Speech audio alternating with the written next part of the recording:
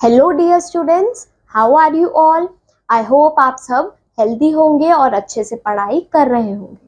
तो आज हम अपना एक नया चैप्टर शुरू करने वाले हैं जो कि है chapter number 3, national flags. A national flag is a flag that represents and symbolizes a given nation.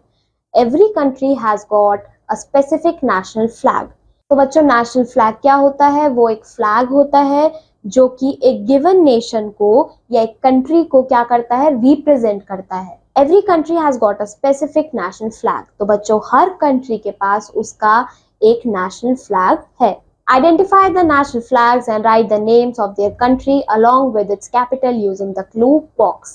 तो बच्चों, आपको क्या करना है इस एक्टिविटी में? आपको ये फ्लैग्स की इमेजेस गिवन है, आपको इनको देखना है और इसकी कंट्री और उस कंट्री की कैपिटल को आइडेंटिफाई करना है। तो बच्चों, फर्स्ट फ्लैग कौन सी कंट्री का है? ये है कनाडा का। तो यहाँ पे आप अपनी पेंसिल्स को निकाल लीजिए और यहाँ पे लिखिए कनाडा। बच्चों, कनाडा की कैपिटल क्या है?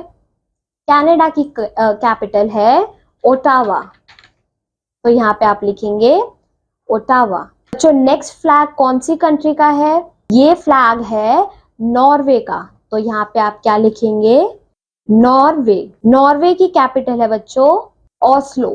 तो यहाँ पे आप क्या लिखेंगे बच्चों कैपिटल में? ऑस्लो। नेक्स्ट है बच्चों, ये फ्लैग कौन सी कंट्री का है? ये तो आप सब जानते होंगे। ये फ्लैग है इंडिया का। तो यहाँ पे आप क्या लिखेंगे? इंडिया। और इंडिया की कैपिटल क्या है बच्चों?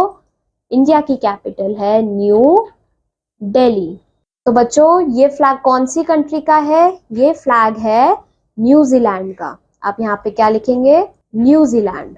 और बच्चों, न्यूजीलैंड की कैपिटल क्या है? न्यूजीलैंड की कैपिटल है वेलिंगटन। तो यहाँ पे आप क्या लिखिए? वेलिंगटन।